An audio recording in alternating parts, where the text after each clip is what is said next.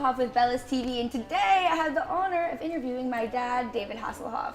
Dad! My dad, David Hasselhoff. I know. Is that weird? Funny. It's so weird. Yes. I know. You look very nice, Dad. Thank you. Thank you. I love your outfit. Very spiffy today. Thank you. Thank So, I know you just got home and you're back from Europe and you're just traveling all over the world doing everything. You're quite the entertainer, of course. So, I wanted to ask you, how did you first, I never actually really asked you this, how did you first get into acting? I saw a play called Rumpelstiltskin when I was about 7 years old, and said to my mom, I want to do that. And so the first show that I kind of auditioned for and got in was Peter Pan. And it was in Atlanta, Georgia. And I played a lost boy. And the character that I played was called Nibs. And the theme of Peter Pan is in that you want to fly, and you won't grow up, you don't want to go to school, but you want to fly. And I just fell in love with the theater. I fell in love with the stage. I felt at home on stage, and I'm still doing Peter Pan. I'm 62 now, I'm still doing Peter Pan. I'm playing Captain Hook. But I love it because I see the kids in the show, especially in the UK, and I see those kids in me. Mm-hmm. And cool story is that I walked in for the first panto. They call them a panto, which is a traditional form of theater in the UK I had at Christmas time. Yeah. And all the little kids were wearing their name titles, and it said Lost Boys. I said, what are you guys at? Lost Boys. And I looked down and it said Nibs. You're like, and I said, you're Nibs. That was me, you know. So wow. it's I got hooked at a young age, and I think it's a great place for other children to start realizing their dreams, because you can act out, you can be whatever you want, and you can find out who you are by acting out different parts. And you can also get rid of your energy, your aggression, be happy, cry. It's magical. It's amazing after every show is over how the kids just bawl like little kids. Yeah, because I think they know they have to go back to school. Like, I don't want to do this anymore. Yeah. So how old were you when you first started on? 7. 7 years old. Yeah. And then how did you get into singing? I got into singing because I wouldn't stop singing. I just kept, Davy, Davy, Is that why I the sing? king of the wild frontier. I wouldn't stop singing. I would Yeah. just sing in supermarkets. I sang. I know you do. And it was like, and my mother sang, and your mother, your grandmother, and she sang a lot. Mm-hmm. And she turned to me one time and she said, you got it. And I said, what? She said, you got talent. I think you could be a star. And I said, thanks, Mom, because that's what I want to do. And she goes, I know, now I have to take you to every singing and acting class ever. So she did. She drove me everywhere, and she made my costumes. She got me in every possible show she could. She even produced shows in our basement. So it was a real kind of a family affair. Dad, as you know, was an incredibly outgoing person who treated everyone with amazing respect. He always laughed at everything, everything, made a joke of everything. That's, I think, why I'm still here and why my dad, just passed away at 89, but he had a fantastic life. And he went out with a laugh. Yeah. I mean, he has to be buried with his watch. And we said, Dad, why? Because I want to know what time it is. I mean, that's funny. Yeah. He went out with love and passion and said, I'm going to go see Dolores. So it's cool. If you realize that life is not fair, and that you just laugh and you treat people with the kind of respect that you want. And it's so freaking simple. Mm-hmm. And I think you've obviously got that, and so does Haley. And because we were brought up that way, it's just natural. I feel like, in this industry you can kind of get caught up in everything, and you've taught me to be able to just laugh everything off and just be optimistic on everything, and no matter how many times that door's going to close in your face, you just continue and continue and continue. What do you think the key to success is in this industry? Laugh. Yeah. And don't assume anything. Mm-hmm.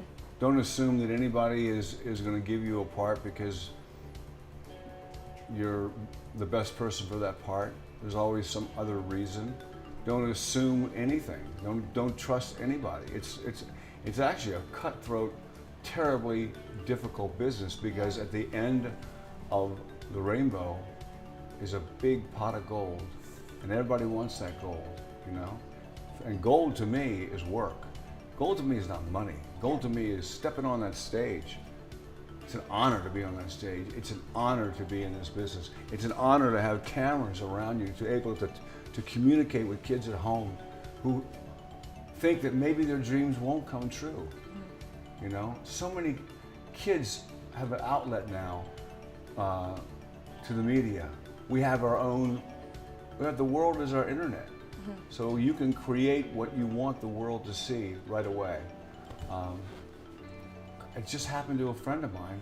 A kid in Sweden just got a $40 million picture because he put his artwork on the internet, and he did it all from his house. And I'm doing actually a movie with this guy, and he said, "Can you believe I'm actually working with a Knight Rider?" I said, "Yeah, because dreams do come true." Yeah, it's true. So you just gotta have a real thick skin, and I think I told you in the very beginning, the best thing I can do is tell you the truth, and the truth is how well you deal with rejection.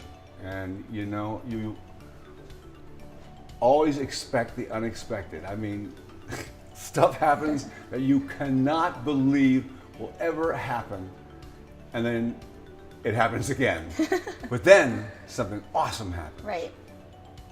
And the awesome far outweighs the failure and the heartache. Well, I feel like with all of that, you have so many different things going on. I know you're always in Europe and you're traveling and you have your own talk show. What exactly can our viewers see from you coming up in the next couple months? I have a Swedish talk show that just was up for the best talk show of the year in Sweden.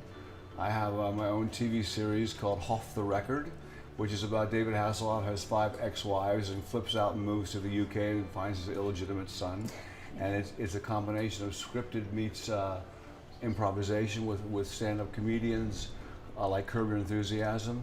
That is going to be picked up and released worldwide, all over the world in June. I have a movie coming out called Killing Hasselhoff. I'm so excited for Which that. I found 2 years ago on my birthday. Someone said, "I have a script called Killing Hasselhoff." I said, "I love that title, I'll buy it." Yeah. What's it about? And I found out I was one of the best up-and-coming writers, and now I'm collaborating with him on writing a series of movies about Secret Agent Hoff. Oh But my gosh. Killing Hoff is going to be released sometime in September, and that is a spoof comedy, kind of like in the Hangover vein, about a celebrity death pool. And Ken Young has me in the celebrity death pool. Whoever dies first in the death pool, whoever you have in that death pool, you win money. And Ken Young has me, so he decides to kill me. Nice. Because he needs the money, so he hires a hitman and finds out the hitman is gay and is in love with David Hasselhoff. Love it. And a lot of stand-up comedians in that, you know, Colton Dunn, who plays John? Lovitz. Huh? John Lovitz. Yeah, I kind of forget John Lovitz. John Lovitz plays my manager.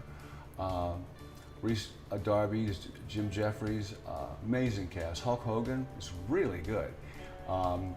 We also partnered up with WWE, so we're producing that. That'll be out. I got a seriously funny cameo in Ted 2 that secretly stars me and the Knight Rider car Kit and Ted. It's really, really funny. I have a very strange video coming out with Justin Bieber that is actually really, really cool. That he and Cody Simpson,